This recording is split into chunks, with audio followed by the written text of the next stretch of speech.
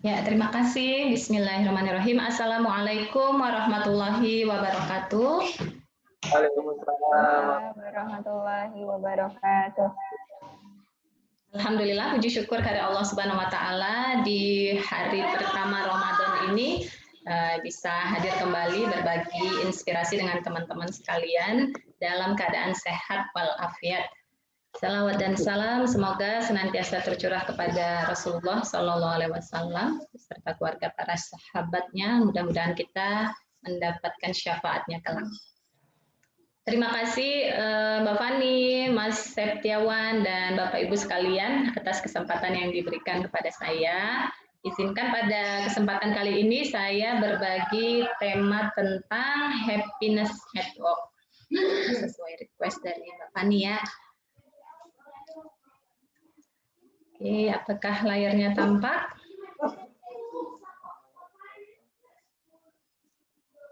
Kelihatan Bu, kelihatan. Ya, sebentar. Ya, temanya hari ini adalah tentang happiness at work atau kebahagiaan di tempat kerja. Nah, bicara tentang bahagia, aduh, ini kenapa jalan sendiri ya? Oh, settingannya jalan terus. Bagaimana supaya dia diem ya? Menyetingnya di mana ya, Mas? Biasanya kalau yang tiba-tiba bergerak. Tadi belum uji coba. Supaya dia jadi diem, slide-nya apa yang diketik ya? Yang diklik apa?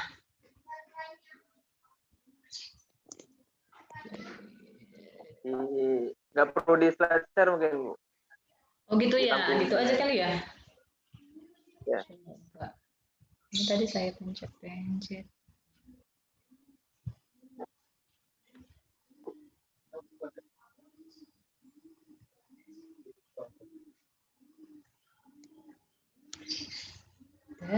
Oke, dia diem ya. Oke, berhasil. Ya, bahagia. Apa itu bahagia? Dari sebuah buku ya, ada tulisan dari Pak Erich Fromm namanya. Di buku tersebut dia membagi manusia itu tujuannya itu ke dalam dua hal. Satu dia sebut dengan to be itu artinya menjadi. Satu lagi disebut dengan to have itu memiliki. Nah, dalam hidup ini ataupun dalam bekerja kita mau jadi yang mana gitu ya.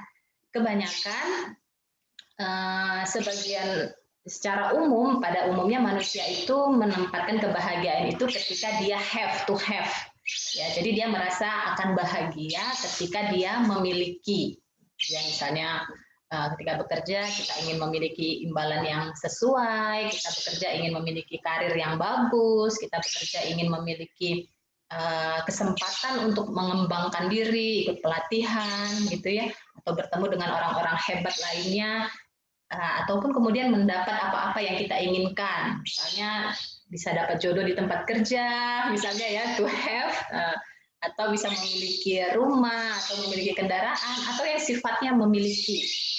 Nah, itu adalah salah satu dari niatan atau tujuan hidup, to have, memiliki. Tetapi persoalannya to have ini adalah sesuatu yang kadang-kadang di luar kendali kita, gitu ya. Belum ada kalanya kita belum bisa mencapai itu. Lantas kalau kita belum bisa mencapainya, apakah kemudian kita jadi nggak bahagia? Gitu ya. Jadi kalau kita belum mencapai apa yang kita inginkan, to have tadi,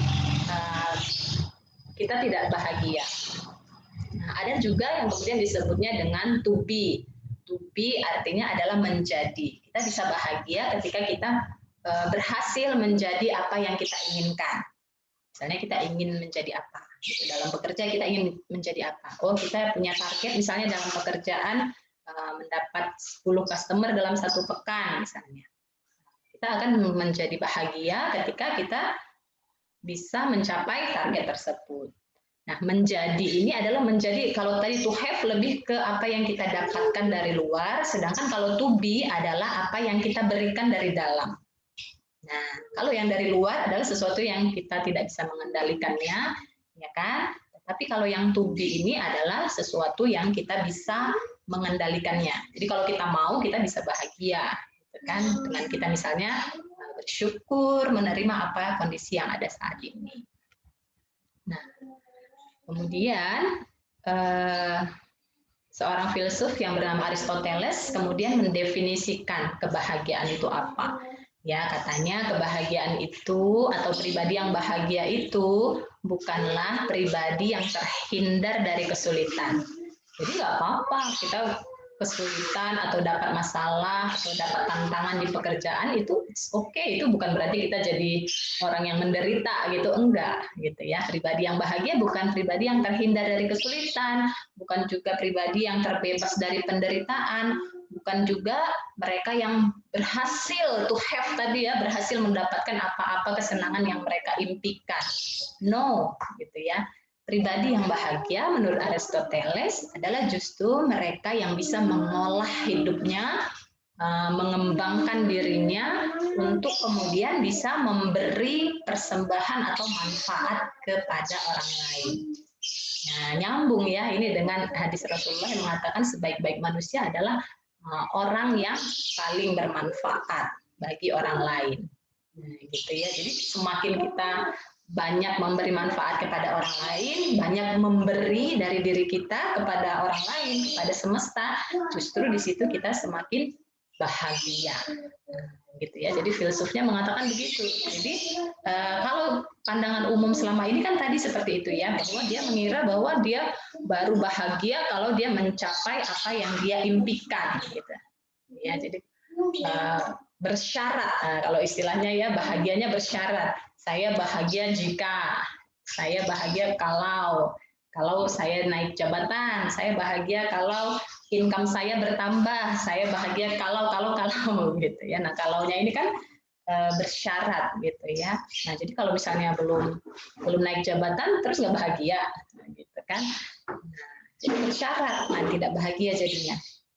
Nah, sedangkan bahagia itu sebenarnya adalah ketika kita bisa bahagia meskipun ya, jadi tidak bersyarat lagi saya bahagia meskipun saat ini saya pendapatannya masih seperti ini, padahal saya punya harapan yang lebih tinggi misalnya. Saya tetap bahagia meskipun kondisinya saat ini belum benar-benar sesuai harapan saya.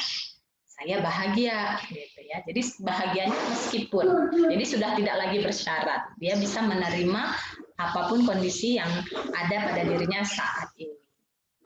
Itu baru kebahagiaan yang sejati. Ya, disebut oleh Seligman. Seligman itu adalah bapak psikologi positif ya, yang menuliskan tentang authentic happiness. Nah, kebahagiaan sejati. Jadi dia mengatakan bahwa kebahagiaan sejati itu adalah tujuan akhir. Ya, tujuan akhir. Jadi nggak ada lagi kebahagiaan setelah kebahagiaan. Ya, jadi kebahagiaan itu udah puncak atau tujuan akhir manusia. Makanya kan doa kita setiap hari Robbana atina fid dunya hasanah wa fil akhirati hasanah wa qina adzabannar. Ya Allah, berikanlah kebahagiaan padaku di dunia dan juga di akhirat. Gitu ya. Jadi kebahagiaan itu adalah tujuan akhir. Tidak ada lagi tujuan lain setelah kebahagiaan itu. Nah, jadi kalau selama ini kita merasa kok misalnya nih sudah dapat pekerjaan, kok masih belum bahagia. Nah, berarti kita perlu mendefinisikan ulang makna dari kebahagiaan itu sendiri. Ya, jadi katanya kalau masih ada tujuan lain setelah kita mencapai tujuan pertama kita, itu artinya itu bukan kebahagiaan kita, gitu ya. Itu hanya sarana untuk mencapai tujuan akhir. Tadi kan sudah kita ketahui bahwa tujuan akhir kita adalah kebahagiaan, happiness, gitu ya. Nah, jadi ada sarana-sarana untuk mencapai itu, gitu ya. Misalnya lewat pekerjaan, lewat misalnya income, lewat misalnya karir, lewat misalnya pernikahan, itu adalah sebenarnya sarana, gitu ya, sarana untuk mencapai kebahagiaan itu. Ya, jadi kita perlu pahami itu supaya kita tidak lagi bersyarat tadi, gitu ya. Jadi kata Aristoteles tadi, meskipun saat ini misalnya belum punya pasangan, it's okay, kamu bisa tetap bahagia kok, gitu. Karena ada tujuan akhir yang kita pahami bahwa kebahagiaan itu bukan jika kita memiliki pasangan, bukan jika harapan kita terpenuhi, Tapi kebahagiaan itu sebenarnya adalah tujuan akhir tentang bagaimana kita memaknai apa yang kita miliki saat ini. Dan tentang bagaimana kita memaknai kondisi yang kita terima, kita hadapi saat ini. Ya. Nah, kalau kemudian dikaitkan dengan pekerjaan atau happiness at work, apa sih pengertiannya bahagia di tempat kerja? Gitu ya. Jadi pengertiannya bahagia di tempat kerja itu artinya ada perasaan antusias terhadap pekerjaan yang dijalankan, ya, bersemangat untuk datang bekerja. Nah, kita coba cek ke diri kita masing-masing bagaimana kondisi kita, ya, bersemangat untuk datang bekerja gitu ya. Kayak misalnya, wah, apa kata Mbak Ivani, Monday semangat Senin gitu ya, wah sudah Senin lagi, berarti belum bersemangat nih. Kemudian memiliki hubungan yang baik dengan rekan kerja, itu ciri-ciri bahwa kita memiliki happiness. Kemudian menunjukkan saling ketergantungan dengan orang lain atau bidang lain di tempat kerja. Jadi tidak hanya di bidangnya saja yang dia merasa nyaman, tetapi untuk koordinasi dengan tim lain atau bidang lain dia juga merasa nyaman. Memiliki performa kerja yang baik, artinya produktivitasnya bagus, ya, meningkat terus, kinerjanya baik.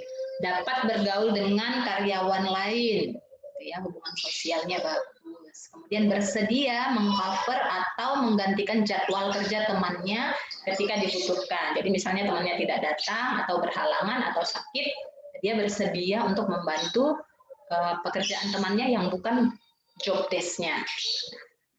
Itu salah satu cirinya lagi. Kemudian bekerja pada beberapa proyek sampingan yang bertujuan untuk meningkatkan tempat kerja.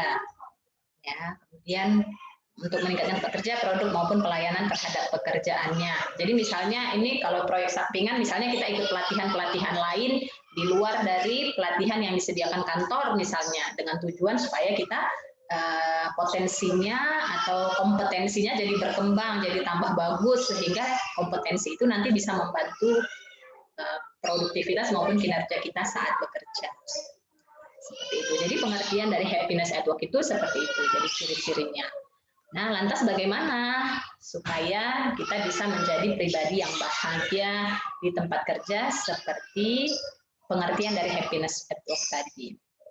Salah satunya adalah dengan mempraktekkan mindfulness. Ya, saya lupa apa sudah pernah memberi atau belum. Saya sebutkan lagi ya. Jadi mindfulness itu adalah ketika kita bisa memusatkan perhatian kita pada satu pekerjaan.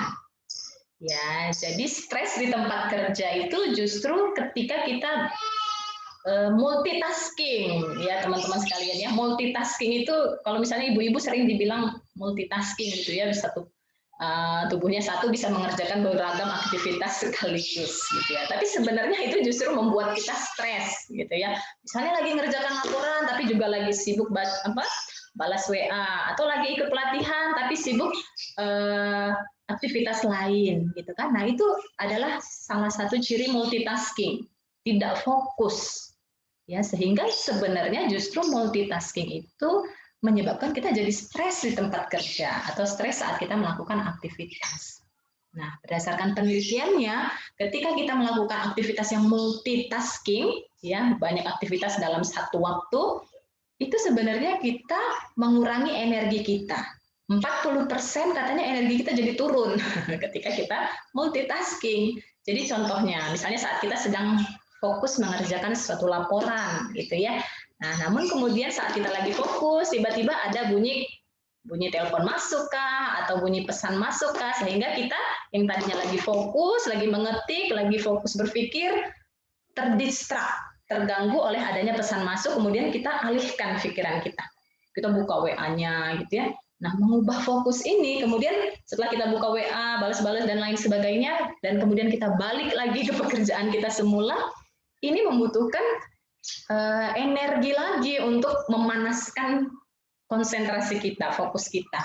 Nah, artinya kita dari mengubah fokus itu sebenarnya membuang-buang energi kita, gitu kan? Jadi terkuras ke sana, malah habis ke sana. Contohnya aja ya. Contohnya aja, kalau misalnya teman-teman merestart HP-nya, gitu ya. Restart HP. Nah, kira-kira seperti itu. Jadi ada loading lagi untuk kemudian bisa menggunakan HP itu dalam performa yang optimal. Gitu ya. Jadi kalau misalnya kita mengubah fokus kita dari yang tadinya fokus mengerjakan suatu tugas, teralihkan oleh yang lain, maka kita akan kehilangan energi atau seperti HP gitu ya, ketika di restart harus nunggu lagi sampai dia bisa benar-benar standby ke posisi optimal lagi. Jadi itu kelemahannya kalau kita mindlessness istilahnya ya. Kalau ini kan fokus itu disebut mindfulness. Kalau kita tidak fokus ya, terlalu banyak cabang pikiran kita, itu disebut mindlessness dan itu memicu adanya stres kerja. Jadi teman-teman kita perlu berlatih untuk bisa mindfulness saat bekerja. Ya, sebenarnya ketika kita fokus sebentar kok ngerjainnya gitu ya. Ya, kalau fokus hadir penuh dengan pekerjaan yang mau diselesaikan, nah, sebenarnya bisa terselesaikan jauh lebih cepat dibanding ketika kita multitasking. Ya. Nah, ini juga bisa dipraktekkan kayak misalnya kalau teman-teman praktek misalnya baca Al-Quran 1 juz misalnya ya, dengan kita hadir penuh, khusyuk ya, fokus hanya kepada bacaan kita, pikirannya tidak kemana-mana, tidak terdistraksi oleh HP ataupun lingkungan sekitar, fokus pada bacaannya, ini juga akan membuat kita jadi bisa lebih menikmati apa yang sedang kita lakukan ya. Kalau itu bekerja kita bisa menikmati pekerjaannya, kalau itu sedang beribadah kita jadi bisa lebih meresapi ataupun menikmati ibadahnya sehingga hati, jiwa, pikiran, tubuh semuanya ikut gitu ya. Jadi kalau dibahasakan itu mindfulness itu seperti khusyuk hadir penuh saat ini, here and now gitu ya, hadir di sini dan saat ini, sehingga itulah yang kemudian membuat kita jadi bisa happiness at work gitu ya, jadi bahagia dalam menjalankan pekerjaannya karena kita hadir penuh. Nah, bagaimana caranya untuk kemudian kita bisa mindfulness? Nah, itu kita menghadirkan tubuh kita, pikiran kita, juga perasaan kita hadir penuh dengan pekerjaan atau aktivitas yang sedang dikerjakan. Nah, kalau misalnya kemudian teman-teman lagi blocking nih ya, lagi padat aktivitas, lagi jenuh, pikirannya udah mentok ya, misalnya lagi meeting udah mentok nih, udah panas situasinya, atau lagi punya banyak deadline yang menumpuk, nah sementara semuanya harus dikerjakan, maka kita bisa ambil waktu untuk relaksasi, bisa stretching ya, tubuhnya digerak-gerakkan, tapi fokus gitu, fokus pada gerakan-gerakan tubuhnya gitu kan, nah itu juga bisa. Atau bisa ambil waktu sekitar 5-10 menit untuk mindfulness, tarik nafas panjang, kemudian hembuskan lewat mulut ya, tapi itu dilakukan secara khusyuk. Jadi kita benar-benar menyadari nafas yang masuk maupun nafas yang keluar dari tubuh kita. Nah, itu bisa kita lakukan ketika dalam saat bekerja kita mengalami kondisi yang stressful. Begitu ya. Nah, kemudian cara berikutnya untuk kemudian kita bisa bisa happiness at work, yang kedua adalah work engagement. Ya, work engagement itu disebut juga dengan keterikatan kerja. Ya, keterikatan kerja. Nah, ini ciri-cirinya adalah di mana ketika kita bisa engagement dengan pekerjaan kita, itu semuanya terlibat gitu ya, hampir sama dengan mindfulness tadi, semuanya terlibat, yaitu fisiknya ada, pikirannya ikut, kemudian perasaannya juga hadir di situ ya, yang dicirikan tadi dengan vigor itu semangat ya, jadi bergairah ketika mengerjakan tugasnya, antusias ya. Kemudian dedikasi dia merasa bangga dengan pekerjaannya ya, dia bangga dengan pekerjaannya, dia memiliki makna terhadap pekerjaannya, dia berdedikasi. Kemudian yang ketiga cirinya adalah absorption, yaitu tadi pikirannya terfokus, konsentrasi dalam mengerjakan tugasnya. Nah, pribadi-pribadi yang work engagement inilah tadi yang bisa masuk ke happiness at work. Itu tadi salah satu cirinya adalah OCB. OCB itu kita mampu bekerja di luar job desk kita. Ya, karena kita udah enjoy dengan pekerjaannya, dikasih tambahan juga it's okay. Ya, kita disuruh diminta membantu tugas teman juga no problem gitu ya. Kita merasa senang bisa membantu teman kita, senang bisa berkontribusi terhadap perusahaan kita. Kemudian yang ketiga, cara untuk bisa happy di tempat kerja adalah memiliki makna terhadap pekerjaan itu sendiri. Ya, mungkin sebelumnya saya pernah sampaikan ada 3 ya yang disebut tujuan kita dalam bekerja. Ya, yang pertama itu niatnya adalah karena job. Job itu maksudnya adalah kita bekerja niatnya karena imbalan atau bonus kah atau pendapatan yang kita ingin dapatkan dari pekerjaan tersebut. Kemudian kalau yang kedua itu kita bekerja karena karir gitu ya, ingin karirnya lebih bagus, ingin dapat ruang yang lebih tinggi lagi di perusahaan kita. Nah, kemudian yang ketiga ada namanya calling. Calling itu adalah panggilan hidup. Nah, bedanya apa antara ketiga ini? Kalau job dan karir itu dia tujuannya itu ditempatkan pada di luar dirinya, gitu ya, kayak jobnya maupun kayak imbalan maupun karir itu kan sesuatu yang di luar diri kita yang tidak bisa kita kontrol ataupun tidak bisa kita kendalikan karena dari luar kebijakannya. Sedangkan kalau calling itu adalah panggilan hidup yang sebenarnya datang dari diri kita. Jadi kita akan menikmati pekerjaan kita ya ketika kita menemukan panggilan hidup di dalam pekerjaan itu sendiri. Maka teman-teman supaya merasa lebih happy dalam bekerja, kita cari dong apa yang kemudian membuat kita jadi merasa lebih bermakna dalam mengerjakan aktivitas dan pekerjaan kita saat ini. Nah, cara untuk menemukan calling itu salah satunya adalah dengan kita berusaha mencari berusaha menyesuaikan diri dengan pekerjaan tersebut. Menyesuaikan diri dalam artian misalnya di bagian marketing, sebenarnya dia tidak orang yang ekstrovert, tapi dia orang yang introvert, lebih senang di dalam gitu kan. Bagaimana supaya dia bisa menemukan calling atau kenyamanan dengan pekerjaannya tersebut yang menuntut dia harus bekerja dengan orang lain, maka ini bisa dikombinasi gitu ya, bahwa misalnya aktivitas atau pengalamannya selama di bagian marketing bisa dia kemudian tuliskan kah atau kemudian ditulis untuk kemudian aktivitas internalnya introvertnya bisa tetap berjalan. Nah, ini bisa kita sesuaikan lagi ya, artinya kalaupun kita merasa apa disebut passion ya, calling ini disebut passion juga ya, kita merasa nyambung gitu dengan pekerjaan ataupun aktivitas kita saat ini. Nah, bukan berarti kalau saat ini kita merasa pekerjaan kita nggak nyambung dengan passion kita, lantas kemudian kita jadi merasa tidak cocok di sini, enggak juga gitu ya. Sebenarnya itu juga bisa dimodifikasi, bisa diciptakan seperti tadi. Ya.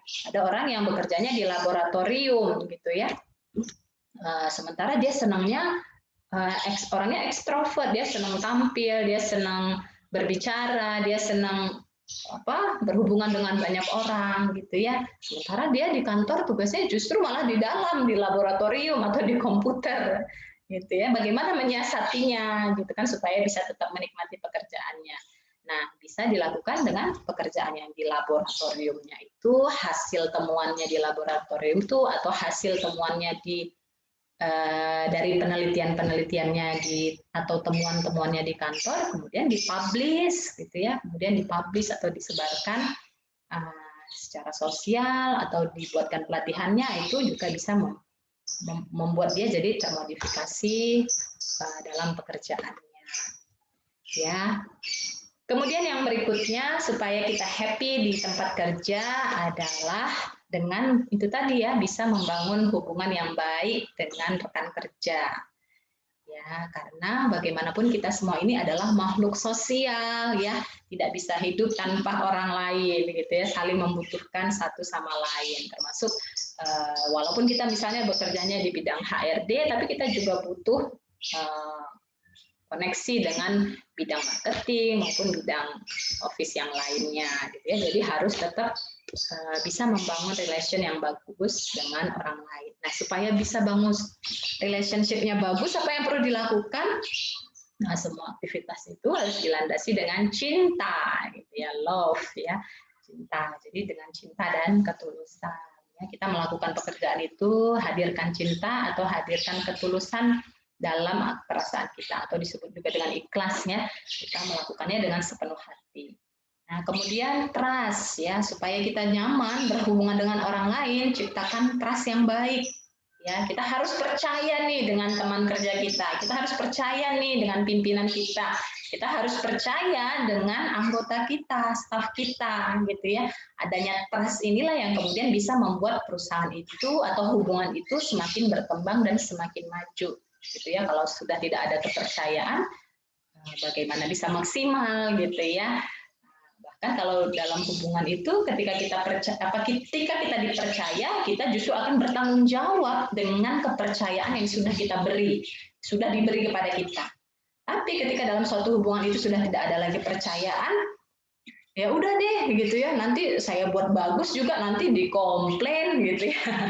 Jadinya justru bertolak belakang gitu ya, semakin ditekan, semakin tidak dipercaya, akhirnya semakin produktivitasnya menurun gitu.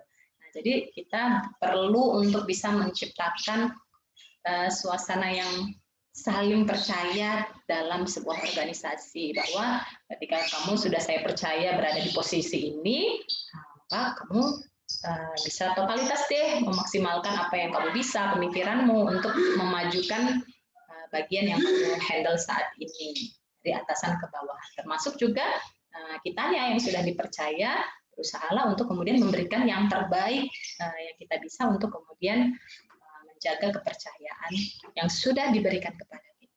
Nah, langkah indahnya kalau kita bisa memiliki kondisi itu, ya, saling mempercayai satu sama lain.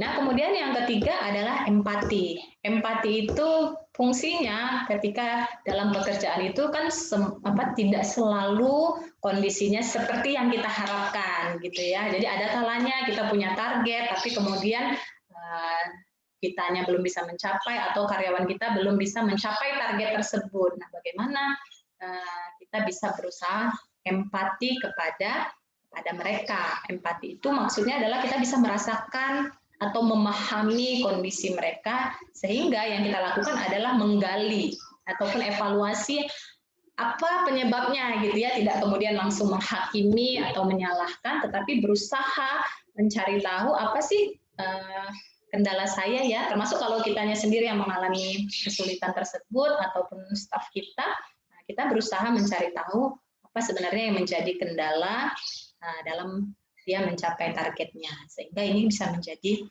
perbaikan untuk kedepannya, seperti itu ya. Nah, supaya bisa empati ini, nah itu tadi karena sudah ada kepercayaan tadi ya, saya yakin kamu pasti sudah melakukan yang terbaik.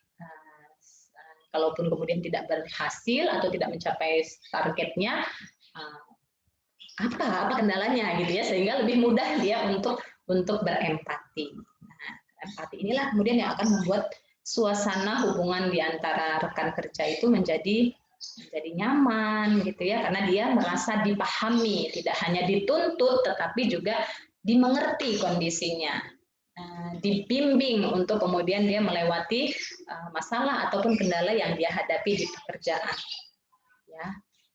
Begitu ya, jadi adanya empati. Nah, empati ini bisa kemudian di follow up lagi dengan adanya coaching ya. Coaching tadi tujuannya adalah untuk membantu rekan kerja kita atau tim kita untuk bisa memperbaiki kondisinya saat ini ke kondisi yang diharapkan ya. Jadi dalam proses coaching itu kita harus kenali masalahnya apa atau kondisinya saat ini seperti apa, kemudian harapannya apa gitu ya, targetnya apa. Ya, jadi ada kondisi saat ini, ada kondisi yang diharapkan. Nah, coaching membantu menjembatani itu. Apa yang bisa kamu lakukan untuk kemudian memperbaiki kondisi saat ini ke kondisi yang diharapkan bersama. Nah, itu kita bantu mengarahkan dari sini.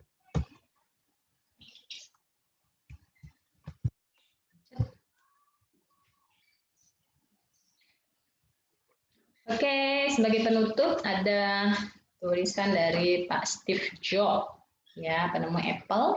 Satu-satunya cara untuk melakukan pekerjaan yang hebat adalah dengan mencintai apa yang kita kerjakan, gitu ya. Jadi love ya, kita harus happiness at work, harus love, harus mencintai apa yang kita kerjakan. Sehingga ketika kita cinta, ketika kita senang, ketika kita terlibat penuh, hadir penuh dalam aktivitas tersebut, pekerjaan tersebut, maka kita akan mampu untuk menghadirkan dan melakukan hal-hal besar ya yang di luar dari ekspektasi untuk kemudian memberi manfaat yang hebat bagi diri kita maupun bagi perusahaan tempat kita bekerja.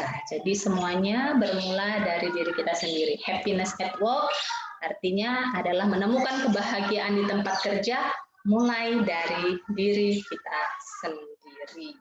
Demikian teman-teman sekalian pemaparan untuk happiness at work, mudah-mudahan bermanfaat. Saya kembalikan kepada Mas Yawan. Ya, baik, terima kasih Bu Sukma. Materinya sangat bernas sekali. Ini apakah ada pertanyaan? Barangkali satu kali Bu ya pertanyaan.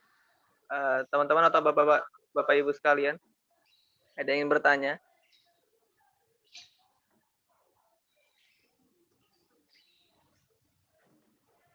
Mungkin saya saja bertanya. Menurut saya bahagia itu merupakan manifesto dari ikhlas, Bu. Dan ikhlas itu dilakukan dengan dua cara, dengan cara mudah atau bahkan berat. Nah, gimana kalau misalkan kita melakukan ikhlas itu dengan cara yang berat? Gitu? Berat itu gimana? Gimana? Ikhlas yang berat itu gimana, Mas Pams? Ya, dilakukan meskipun terseok-seok gitu. Misal. Ini misal, Bu. Iya. Ya. Oh, misal. Oh, itu misal. Iya, betul. Jadi bahagia itu ikhlas juga ya. Ikhlas itu kan kita melakukan sesuatu itu dengan sepenuh hati gitu ya. Meskipun kita misalnya tidak mendapat penghargaan gitu ya, meskipun kita masih dikomplain gitu ya. Ketika kita ikhlas, it's okay, tidak masalah bagi kita ketika kita dikomplain saat kita bekerja atau ada kesalahan yang kita lakukan. Karena sudah ikhlas, kita terima konsekuensi, ya kan, menerima. Jadi ikhlas itu sebenarnya kan menerima apapun konsekuensi yang kita dapatkan dari buah dari apa yang kita lakukan sebelumnya. Jadi bahagia itu bukan berarti kita nggak ada masalah dalam hidup, kan enggak, ya. Tetapi itu tadi ketika ada masalah pun kita bisa menyikapinya dengan bijak. Kalau tadi Mas Pams katakan ikhlas tapi terseok-seok, itu ada namanya grit. Ya, jadi ini bagian dari happiness tadi juga ada namanya grit. Grit itu kita gigih. Jadi walaupun kita terseok-seok, kita tetap maju aja gitu, nggak menyerah. Justru kalau kita menyerah, nah itu nggak bahagia. Udah mengalah pada keadaan berarti mengalah pada diri sendiri. Nah, jadi bahagia itu ketika kita justru melewati satu kegagalan ke kegagalan berikutnya, menikmati proses. Ya, jadi happiness itu disampaikan lagi ya oleh Pak Seligman itu sebenarnya happiness itu sama dengan kumpulan dari genetik ya, genetik itu bawaan, kemudian tambah circumstance itu adalah situasi yang kita hadapi. Contohnya misalnya Mas Septiawan tadi ada masalah di pekerjaan, itu sesuatu yang tidak dapat kita kendalikan gitu ya. Misalnya kita udah harapannya bagus atau nggak bagus, itu tetap circumstance-nya. Nah kemudian ada namanya virtue itu pilihan respon kita terhadap masalah yang datang. Nah, ini yang menentukan. Jadi, kalau genetik itu hanya 50%, misalnya saya introvert, Mas Septiawan ekstrovert, itu cara kita menikmati keadaan. Kemudian ada namanya circumstance itu adalah kondisi yang terjadi di lapangan, gitu ya, masalah-masalah yang muncul, gitu, atau kemudahan-kemudahan yang didapatkan. Nah, itu, tetapi itu juga hanya sementara. Ada namanya kalau yang circumstance ini ya sifatnya sementara atau disebut dengan hedonic treadmill. Jadi orang yang dapat masalah dengan orang yang dapat hadiah sama nih tingkat kebahagiaannya tuh, tingkat penderitaan maupun tingkat bahagianya itu ada satu titik nanti di mana mereka mendapat bisa beradaptasi dengan kondisi itu. Jadi misalnya kita pun dapat masalah atau kesulitan di pekerjaan kita, ada masanya nanti kita melalui itu kok gitu. Sudah berdamai dengan itu, bisa terlewati kok gitu. sama aja ketika kita dapat bahagia juga gitu. Misalnya punya mobil baru atau kendaraan baru atau pasangan baru gitu ya. Nah itu juga kebahagiaan itu sama gitu ya. Nah, ada masa fasenya nanti stuck lagi gitu, mulai dari nol lagi. Nah, jadi itu sesuatu yang sebenarnya tidak perlu kita terlalu takut misalnya ketika dapat masalah atau terlalu senang ketika mendapat kemudahan karena sifatnya sama. Yang penting tadi adalah yang terakhir, yang poin ketiga, yaitu virtue, bagaimana pilihan respon kita saat kita dapat masalah atau pilihan respon kita saat kita dapat kemudahan. Jadi kalau saat kita dapat masalah, bagaimana respon yang kita berikan? Nah, respon kita inilah kemudian yang akan mempengaruhi, Mas Pams, kebahagiaan kita. Ya, jadi saat ada kesulitan atau terseok-seok dalam mengerjakan suatu tugas, respon kita bagaimana? Nah, ini pilihan. Ya, jadi kalau kita mau yang bahagia, maka pilihan respon kita harus kita jaga. Misalnya kita responnya apa? Kalau kita responnya menyalahkan atau mengeluh, maka jadi nggak bahagia, ya, jadi tambah berat mengerjakan tugasnya. Tapi kalau kita memilih responnya adalah menerima masalahnya dulu, ya kan? Kemudian kita belajar bertanya, ya kan, atau minta di coaching apa yang harus kita lakukan untuk memperbaikinya, maka itu akan memperbaiki kondisi kita menjadi lebih baik. Karena tadi kita sudah pahami bahwa dapat masalah maupun dapat kesenangan itu ritmenya sama. Pada satu titik semua berada di titik yang sama. Jadi ada penelitiannya bahwa ada orang yang dia habis kecelakaan gitu ya. Jadi diteliti, pastilah dia nanti menderita hidupnya gitu ya. Kemudian penelitian yang satu lagi untuk mengcombine ini, dia yang baru dapat jackpot gitu, jackpot rezeki miliaran gitu ya. Nah, keduanya itu diteliti, di dalam prediksi kan bakalan yang menderita ini bakalan yang kecelakaan gitu ya, karena tubuhnya jadi diamputasi gitu ya. Sedangkan yang orang biasa tadi yang kemudian dapat hadiah, diteliti bahwa dia akan bahagia banget.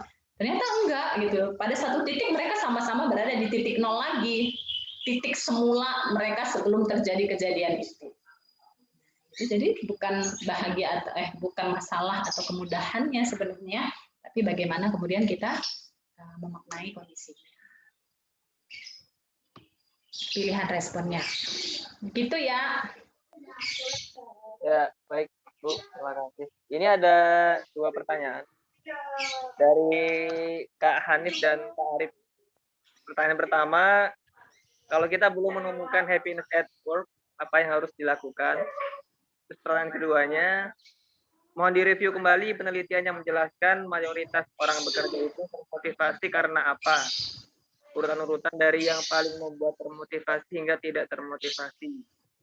Begitu Bu, 2 pertanyaan terakhir. Oke, dari Mas Hanif, kalau kita belum menemukan happiness at work, apa yang harus dilakukan? Temukan, gitu ya.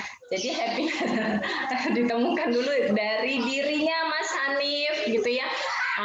Caranya bisa pakai metodenya penemu Toyota, siapa namanya kemarin ya. Pakai 5 digit Y atau bisa juga 7 digit Y. Caranya gimana? Kita bertanya why. Mengapa mengapa saya harus bahagia di tempat kerja? Jawab dong gitu ya. Karena dengan bahagia saya bisa mengerjakan tugas saya dengan baik gitu ya. Terus tanya lagi, mengapa saya harus mengerjakan tugas saya dengan baik? Karena saya ingin kalau motivasinya apa? Karena saya ingin misalnya saya menjadi orang yang beruntung gitu ya. Mengapa kamu ingin menjadi orang beruntung? Karena orang yang beruntung itu hari ini lebih baik dari hari kemarin, ya kan? Mengapa kamu ingin hari ini lebih baik dari hari yang kemarin? Karena saya ingin terus mengembangkan diri saya, nggak mau stuck begini-begini aja, gitu ya. Saya ingin terus mengembangkan diri saya, mengoptimalkan potensi saya, akal saya, perasaan saya, tubuh saya, supaya lebih baik. Ya. Kenapa kamu ingin mengoptimalkan potensi kamu? Ya karena Allah sudah memberikan saya semua potensi ini. Kalau saya tidak berdayakan, berarti saya menyanyiakan pemberian Allah dong. Mengapa kamu tidak ingin menyia-nyiakan pemberian Allah? Karena saya ingin membuat Allah ridho pada saya. Nah, gitu ya. Jadi sampai ke sana gitu. Jadi sampai temukan, itu kan jawaban saya ya. Nah, nanti Mas Hanif dan teman-teman bisa juga melakukan hal yang sama, menemukan inti makna dari diri kita sendiri. Jadi yang harus kita temukan ada dari dalam diri kita sendiri. Maknanya itu kita sendiri yang munculkan. Karena happiness at work tadi berasal dari diri kita, bukan dari apa yang kita dapatkan dari lingkungan kerja kita, tetapi apa yang bisa kita rasakan, apa yang bisa kita berikan kepada orang lain atau tempat kita bekerja. Begitu Mas Hanif ya, dan memang prosesnya butuh waktu juga ya, sampai kita kemudian menikmati benar apa yang sedang kita kerjakan. Dalam aktivitas yang kita kerjakan itu coba cari apa sih yang membuat saya nyaman. Nah, itu bisa dicari. Apakah dengan teman-temannya, apakah dengan pekerjaannya, ataukah dengan atasannya, atau dengan rekan kerjanya, atau dengan klien-kliennya. Ya, coba dicari ya. Begitu ya Mas Hanif. Sip. Kemudian dari Pak Arif, mohon direview kembali penelitian yang menjelaskan mayoritas orang bekerja itu termotivasi karena apa? Nah, tadi ya, yang tadi ada 3, itu kaitannya dengan work engagement sebenarnya dia Pak. Bagaimana seseorang itu bisa semakin totalitas bekerja, terikat dengan pekerjaannya, yang dikaitkan dengan motivasinya. Ya, tadi yang pertama, yang paling rendah itu ya, adalah motivasi karena job. Motivasi orang bekerja karena hanya job. Job itu maksudnya imbalan gitu ya. Dia bekerja karena hanya berharap imbalan yang didapatkan saja. Persoalannya boleh bekerja karena mengharapkan imbalan, siapa yang nggak berharap gitu kan. Tetapi persoalannya imbalan ini kan sesuatu yang di luar kontrol kita sebagai pribadi gitu ya. Nah, sehingga kadangkala kalau kita menempatkan kebahagiaan kita atau motivasi kita bekerja itu hanya sebatas pada imbalan atau job tadi, ketika itu tidak sesuai harapan kita, ketika itu belum memenuhi ekspektasi kita, kita jadi kecewa. Gitu. Misalnya kita udah kerja totalitas nih, udah lembur, ternyata yang didapat sama aja gitu ya. Udah deh, buat apa saya kerja capek-capek gitu kan, buat apa saya harus jauh-jauh ke daerah terpencil sana untuk ketemu klien, panas-panasan, hasil yang saya dapat segini aja. Nah, gitu. Jadi dia mempengaruhi kinerja kita, kinerja yang kita berikan saat bekerja. Ketika kita menempatkan potensi kita hanya pada imbalan. Gitu ya. Jadi kalau imbalannya tidak sesuai, kita ogah-ogahan, kita jadi nggak totalitas bekerjanya. Sayang kan, gitu ya. Kitanya sendiri juga nanti nggak puas dengan diri kita. Itu kalau job. Nah, kalau yang kedua namanya karir. Ya, disebut istilahnya karir. Karir itu kita menempatkan motivasi kita pada level jabatan, gitu ya. Misalnya saat ini berada di posisi staff. Kemudian kita punya harapan, saya harus naik dong ke supervisor setelah sekian purnama, misalnya. Setelah sekian masa jabatan, saya harapannya naik dong ke level yang berikutnya.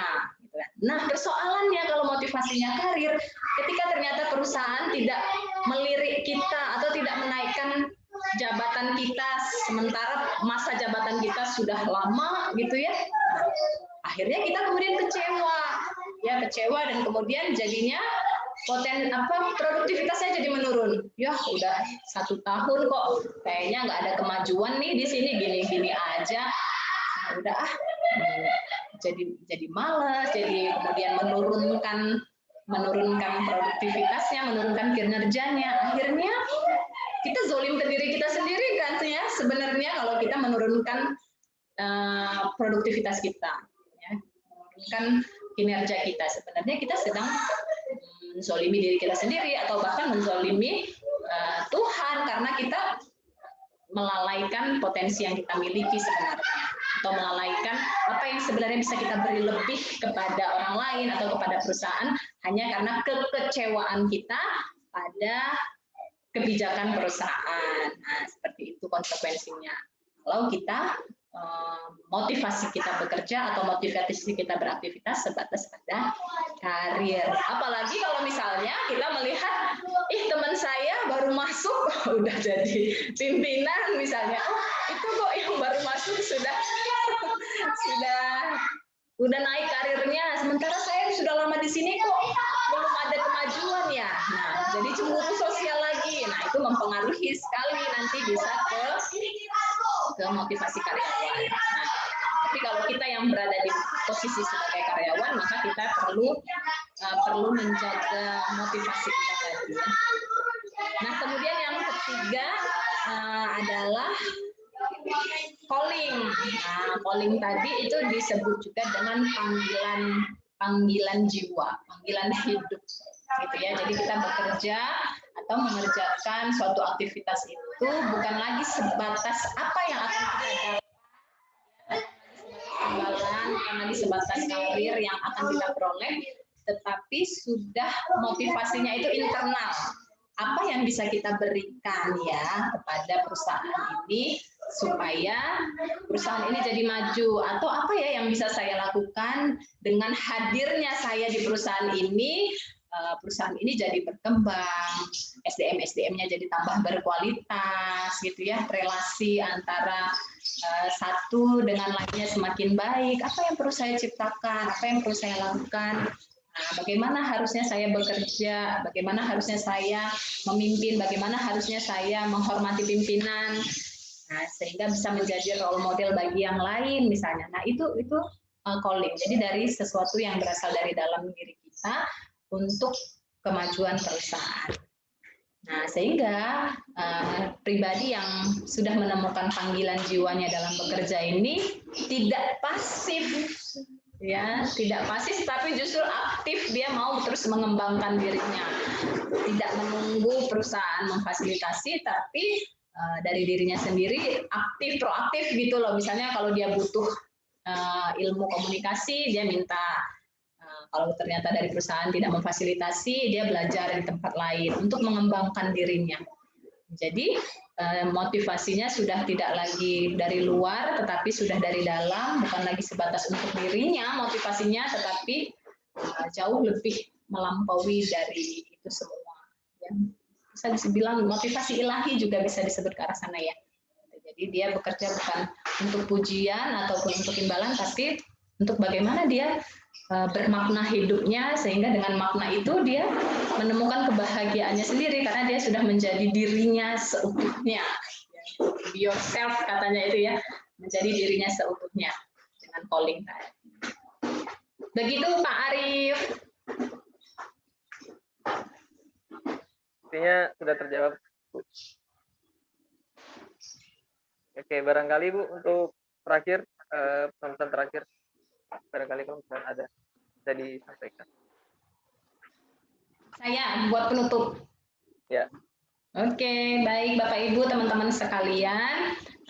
Mudah-mudahan kita bisa mempraktekkan apa yang sudah kita dapatkan dari diskusi pada hari ini, yaitu menemukan kebahagiaan di tempat kerja kita. Ya, bagaimanapun teman-teman sekalian, waktu kita banyak sekali dihabiskan di tempat kerja, gitu ya. Jadi kalau pulang ke rumah atau di kos atau dengan keluarga, paling hanya sebentar saja ya. Senin sampai Jumat atau mungkin Sabtu kita banyak beraktivitas di kantor dengan teman-teman kerja. Jadi bayangkan kalau kita tidak bahagia di tempat kerja, betapa ruginya kita. Jadi dianggaplah bahwa tempat kerja kita ini adalah rumah kita juga. Kalau orang-orang yang ada di dalamnya juga adalah keluarga kita, abang, kakak, guru kita, semuanya kita maknai seperti itu, sehingga kita tidak lagi memaknai bahwa aku ya aku, kamu ya kamu, tidak seperti itu, tapi kita berusaha menyatu, ya, menyatu dengan perusahaan kita, tempat kerja kita, dan orang-orang yang ada di dalamnya, sehingga kita akan berusaha memberi bahagia dan mencari bahagia di dalamnya bersama, untuk tumbuh bersama. Demikian, mudah-mudahan bermanfaat. Assalamualaikum warahmatullahi wabarakatuh. Baik, Waalaikumsalam warahmatullahi wabarakatuh. Terima kasih Bu Sukma atas materinya.